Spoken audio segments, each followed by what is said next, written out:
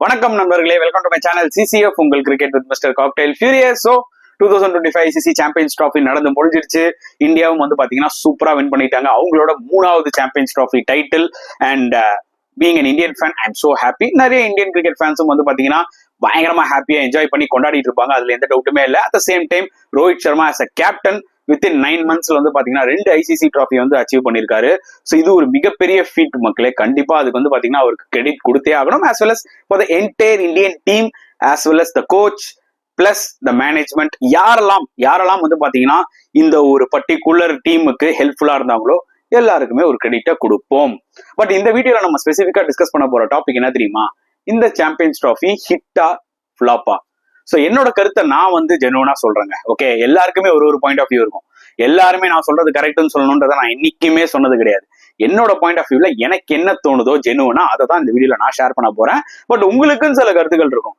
மறக்காம நீங்க கண்டிப்பா கமெண்ட் செக்ஷன்ல போடலாம். அதுக்கு நான் கண்டிப்பா மிகப்பெரிய ஒரு ரெஸ்பெக்டை கொடுப்பேன். ஸோ என்ன பொறுத்த வரைக்கும் இந்த சாம்பியன்ஸ் ட்ராஃபி வந்து பாத்தீங்கன்னா இட் இஸ் அ ஃபிளாப்புங்க. என்னதான் இந்தியா வந்து பாத்தீங்கன்னா இந்த சாம்பியன்ஸ் ட்ராஃபியை வின் பண்ணாலும் ஓவரால் எடுத்துக்கிட்டீங்கன்னா இந்த ஒரு particular tournament is a big flop and ICC will be so disappointed. But இதுக்கு மெயின் காரணமே வந்து பாத்தீங்கன்னா இன்டர்நேஷனல் கிரிக்கெட் கவுன்சில், அதாவது ஐசிசி தான் வந்து பாத்தீங்கன்னா இந்த ஒரு பர்டிகுலர் டோர்னமெண்டோட ஃபிளாப்புக்கு காரணம்.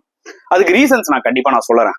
முதல்ல வந்து பாத்தீங்கன்னா இந்த டோர்னமெண்ட்டை பாகிஸ்தான்ல வச்சது ஒரு மிகப்பெரிய தவறான ஒரு விஷயம். திருப்பியும் சொல்றேன், நிறைய பேர் தப்பா நினைச்சுக்காதீங்க. நான் பாகிஸ்தான்ல ஐசிசி டோர்னமெண்ட் நடத்தவே கூடாதுன்னு சொல்லி நான் எதுவும் சொல்லல, எதுவும் வன்மத்தெல்லாம் கக்கல. ஆனா ஒரு விஷயம் பிராக்டிகலா ஐசிசி வந்து யோசிச்சிருக்கணும். என்ன தெரியுமா? இந்தியா பாகிஸ்தானுக்கு போவாங்களா?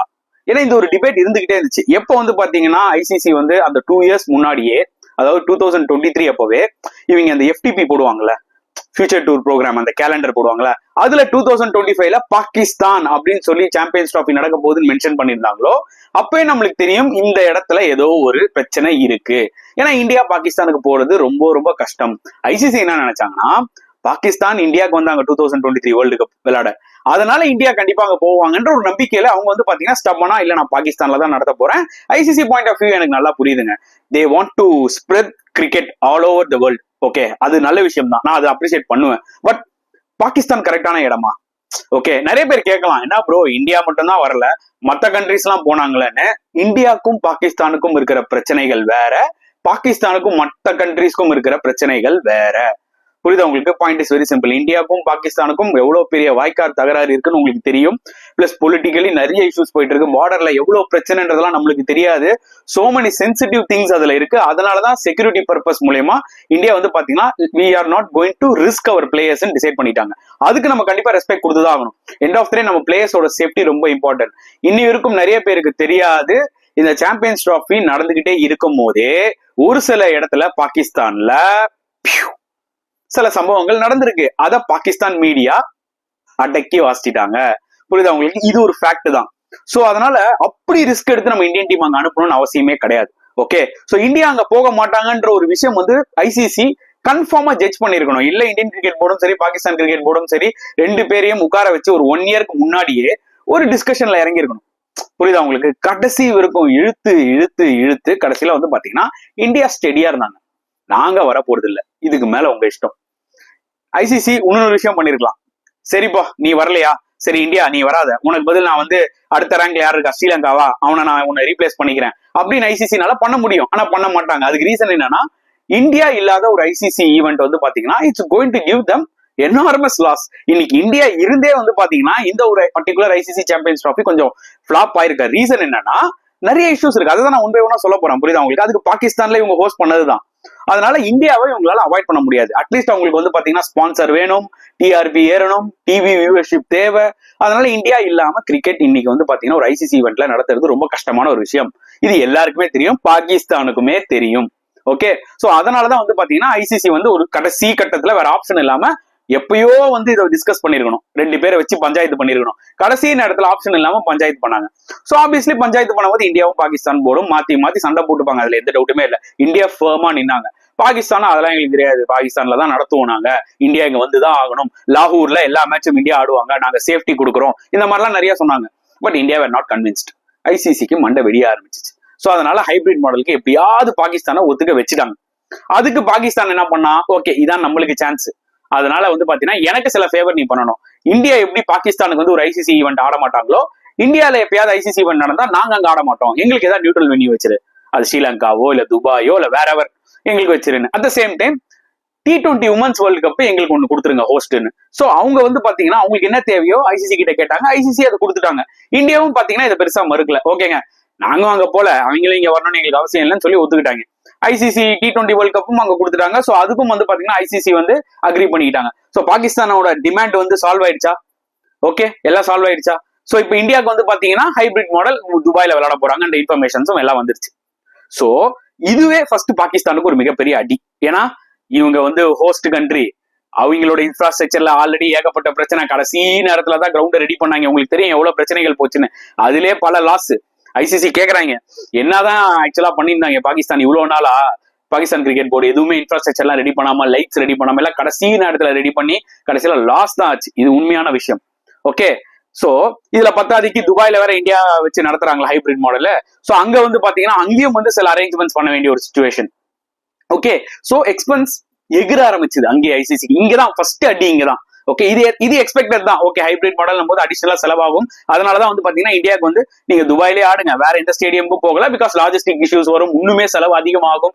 ஆல்ரெடி இங்க ஏகப்பட்ட லாஸ். இது நிறைய பேருக்கு தெரியாது. ஒன் சைடா கிரிக்கெட் பாக்குறவனுக்கு வந்து பாத்தீங்கன்னா இந்தியாவுக்கு அட்வான்டேஜ், அன்ஃபேர் அட்வான்டேஜ் அவ்வளவுதான். ஆனா அதுக்கு பின்னாடி எவ்வளவு விஷயங்கள் இருக்குன்றத வந்து பாத்தீங்கன்னா நம்ம யோசிக்கணும், அது தெரிஞ்சுக்கணும் முதல்ல. ஓகேங்களா? சோ முதல் அடி இதுதான் ஐசிசிக்கு. ரெண்டாவது வந்து பாத்தீங்கன்னா ஆப்வியஸ்லி பாகிஸ்தான்ல கிரௌட்ஸ் பெருசா வரல. அன்பார்ச்சுனேட்லி அவங்களோட ஹோம் டீம் விளையாடும் போதே கிரௌட் பெருசா வரல. ஃபர்ஸ்ட் மேட்ச் கராச்சியில பாகிஸ்தான் வர்சஸ் நியூசிலாந்து, ஓகேவா, அதுல ஃபுல் கிரௌட் வரல. கராச்சியில ஆல்ரெடி வந்து பாத்தீங்கன்னா டிராபிக் இஷ்யூஸ், ரோடு சரி கிடையாது, கொஞ்சம் டேஞ்சர் ஜோன்ஸ் எல்லாம் இருக்கு. மக்கள் வந்து மேட்ச் பாக்குறது ரொம்ப ஒரு பெரிய விஷயம். செகண்ட் வந்து பாத்தீங்கன்னா அவங்க பினான்சியலா கஷ்டப்படுறாங்க. இந்த டிக்கெட் கொடுத்து அவங்களால மேட்ச் பார்க்க முடியுமா? சோ மெனி இஷ்யூஸ் இருக்கு ஆல்ரெடி பாகிஸ்தான்ல. அது வந்து கிளியரா தெரிஞ்சுது. பாகிஸ்தானுக்கு ஹோம் சப்போர்ட்டே ஃபுல்லா வரலனா அப்புறம் என்ன இந்த டோர்னமெண்ட் ஹிட் ஆக போகுது? ஓகே, அதுக்கப்புறம் பாகிஸ்தானும் இந்தியாவும் துபாயில வந்தாங்க, அங்கேயும் ஃபுல் கிரௌட் கிடையாது.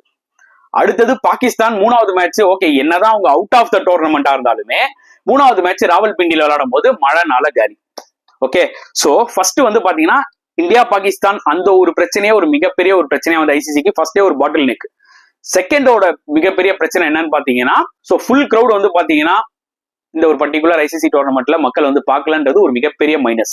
ஓகே, அண்ட் மூணாவது ஒரு விஷயம் என்னன்னு பாத்தீங்கன்னா ஹோஸ்ட் கண்ட்ரி பாகிஸ்தானே ஃபர்ஸ்ட் ரவுண்ட விட்டு வெளியில போனது. ஓகே, சோ பாகிஸ்தான் மக்களுக்கு அந்த இன்ட்ரெஸ்ட் போச்சு, பாகிஸ்தான் ஃபேன்ஸ்க்கு அந்த இன்ட்ரெஸ்ட் போச்சு. ஓகே, அவங்க என்ன நினைச்சாங்கன்னா, ஓகே நம்ம எப்படியாவது தாண்டி வந்துடணும் இந்த டோர்னமெண்ட்ல அப்படின்றது மாதிரி நினைச்சிருப்பாங்க. சோ மூணாவது பாகிஸ்தான் கிராஷ் அவுட் ஆனது இன்னொரு ஒரு மிகப்பெரிய அடி ஐசிசிக்கு. ஓகே, நாலாவது கண்டிஷன்ஸ். அதாவது 3 மேட்ச் வந்து பாத்தீங்கன்னா மழைனால போச்சு. ஓகே, மழைனால கேன்சல் ஆகுதுன்ற ஒரு நேச்சுரலான ஒரு விஷயம். ஏன்னா நம்ம வெதரை நம்ம எதுவுமே சொல்ல முடியாது. ஆனா ராவல்பிண்டிலையும் சரி லாகூர்லயும் சரி மழைலாம் வந்துச்சுன்னா அதுக்கேற்ற ஃபெசிலிட்டி இருந்ததா அந்த பர்டிகுலர் கிரவுண்ட்ல? இல்ல. ஒரு ஐசிசி ஈவெண்ட் நடத்துனீங்கன்னா ஒரு சூப்பர் ஸ்டாஃபர் இருக்கா, அட் த சேம் டைம் வந்து அதுக்கேற்ற மாதிரி வந்து பாத்தீங்கன்னா அடிஷனல் எக்யூப்மெண்ட்ஸ் இருக்கா, அண்ட் ட்ரைனேஜ் ஃபெசிலிட்டி எப்படி இருக்கு, இதெல்லாம் ஐசிசி செக் பண்ணிருக்கணும்ல, பண்ணல. கடைசியில பாத்தீங்கன்னா 3 மேட்ச் மழைனால கேன்சல் ஆச்சு. மழை இன்னும் பாத்தீங்கன்னா மேட்ச் கண்டினியூ பண்ண முடியல. அவங்க என்ன பண்ணிருக்காங்கன்னா டெஸ்டர் மாதிரி உன்னத்தை வச்சு தண்ணியை வச்சு தள்ளிட்டு இருக்காங்க கிரவுண்ட்ல. இது என்னைக்குங்க போறது? பாக்குறதுக்கே சிரிப்பா இருந்துச்சுங்க, ஒரு பக்கம் கஷ்டமா இருந்துச்சு. ஏன்னா அவங்க கிட்ட அதுதான் இருக்கு ஃபெசிலிட்டி. அப்ப நான் என்ன கேட்கறேன்னா, ஐசிசி கொடுத்த காசை பாகிஸ்தான் என்னதான் பண்ணாங்க? புரியுதா உங்களுக்கு? ஒரு 2 சூப்பர் சாப்பர் எடுத்து போடுறதுல எவ்வளவு நேரம் ஆக போகுது?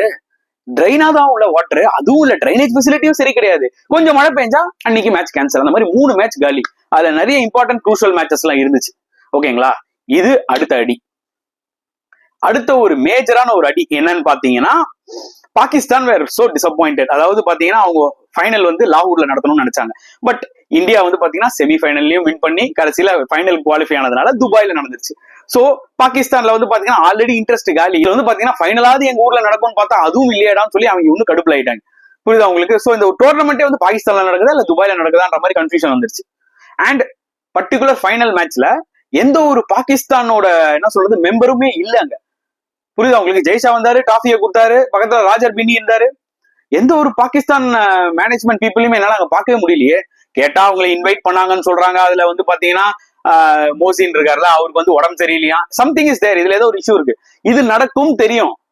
புரியுதா உங்களுக்கு? இது நடக்கும் தெரியும். சோ இந்த ரீசன்ஸ் தான் ஒரு மேஜர் ரீசன்ங்க இன்னைக்கு வந்து சாம்பியன்ஸ் டிராஃபி நான் ஒரு ஃபிளாப்னு சொல்றேன்னா. சோ இந்த விஷயத்தை நான் சம்மரைஸ் பண்ணிடுறேன். சோ இந்தியா பாகிஸ்தானுக்கு போக மாட்டாங்க, ஹைபிரிட் மாடல். சோ தனியா துபாயில ஒரு பக்கம் நடத்தணும், இன்னொரு பக்கம் பாகிஸ்தான்ல நடத்தணும். இதுவே ஒரு மிகப்பெரிய ஒரு எக்ஸ்பென்ஸா ஐசிசிக்கு. அண்ட் வியூவர்ஷிப்பும் வந்து பாத்தீங்கன்னா மிக்சடா இருந்துச்சு. அண்ட் செகண்ட் வந்து பாத்தீங்கன்னா ஆப்வியஸ்லி பாகிஸ்தான் வந்து கிராஷ் அவுட் ஆனது, அது ஒரு மிகப்பெரிய பிரச்சனை. தேர்டு வந்து ஃபுல் கிரௌடே வரல, பாகிஸ்தான் ஹோம் மேட்சஸ்க்கே கிரௌடு வரல, அது ஒரு பெரிய பிரச்சனை. செகண்ட் கிரவுண்ட் ஃபெசிலிட்டிஸ் ரொம்ப ரொம்ப புவரா இருந்துச்சு. ஓகே. அண்ட் அடுத்தது என்னன்னு பாத்தீங்கன்னா இந்தியா வந்து பாத்தீங்கன்னா ஃபைனல் குவாலிஃபை ஆனதுனால ஹோஸ்ட் கண்ட்ரினால ஃபைனல் ஹோஸ்ட் பண்ண முடியல, இது ஒரு மிகப்பெரிய அடி. சோ ஓவராலா சுத்தி பார்த்தா இது ஒரு மிகப்பெரிய ஃபிளாப் தான் எண்ட் ஆஃப் த டே. சி இந்தியா ஃபைனல் வந்தாங்க, ஃபுல் கிரௌட் வந்துச்சு. இன்னைக்கு அட்லீஸ்ட் இந்தியா ஃபைனல் வந்ததுனாலதான் ஏதோ ஐசிசி தப்பிச்சாங்க.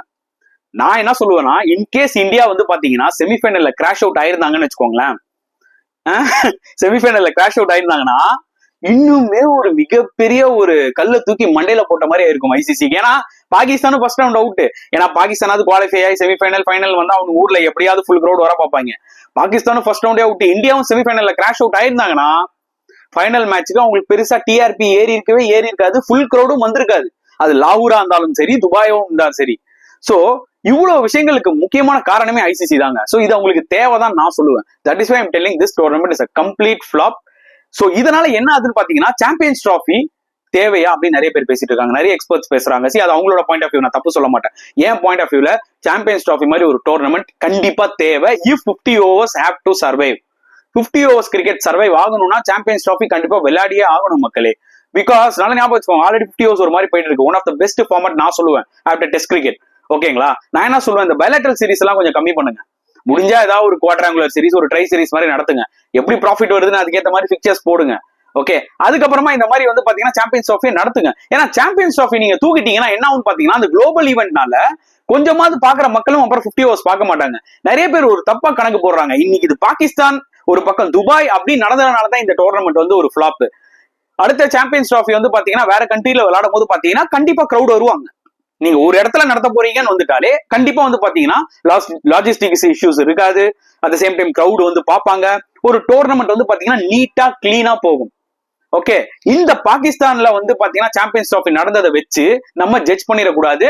இனிமேட்டு சாம்பியன்ஸ் டிராஃபி நடத்துறது வேஸ்ட், இது ஃபிளாப் ஆனதுனால. இது என்னோட ஒரு கருத்து. ஓடிஐ கிரிக்கெட் சர்வைவ் ஆகணும்னா 4 வருஷத்துக்கு ஒரு வாட்டி அந்த 50 overs வேர்ல்ட் கப்பும் தேவை, 2 வருஷத்துக்கு ஒரு வாட்டி இந்த ஐசிசி சாம்பியன்ஸ் டிராஃபியும் தேவை. இது என்னோட ஒரு மிகப்பெரிய கருத்து. சோ நீங்க என்ன ஃபீல் பண்றீங்க? நான் சொன்ன இந்த 5 பாயிண்ட் ஒரு மிகப்பெரிய ரீசன் இந்த சாம்பியன்ஸ் டிராஃபி ஃபிளாப் ஆனதுக்கு. கொஞ்சம் தப்பிச்சாங்க ஐசிசி, ஏன்னா இந்தியா ஃபைனல் வந்து வின் பண்ணிட்டாங்க ஓரளவுக்கு. அப்படி டிஆர்பியும் வந்து பாத்தீங்கன்னா ஏறிடுச்சு லாஸ்டா. அண்ட் அடுத்த ஒரு விஷயம், சாம்பியன்ஸ் டிராஃபின்ற ஒரு விஷயம் 50 overs காப்பாற்றணும்னா நடக்கணும் நான் சொல்றேன். அதுக்கும் நீங்க உங்களோட கருத்துக்களை மறக்காம கமெண்ட் செக்ஷன்ல போடலாம். இந்த வீடியோ பிடிச்சிருந்தா லைக் பண்ணுங்க, ஷேர் பண்ணுங்க, முடிஞ்சா சப்ஸ்கிரைப் பண்ணுங்க. சோ நெக்ஸ்ட் வீடியோல பார்க்கலாம் ஃப்ரெண்ட்ஸ். அன்டில் தென் பாய்.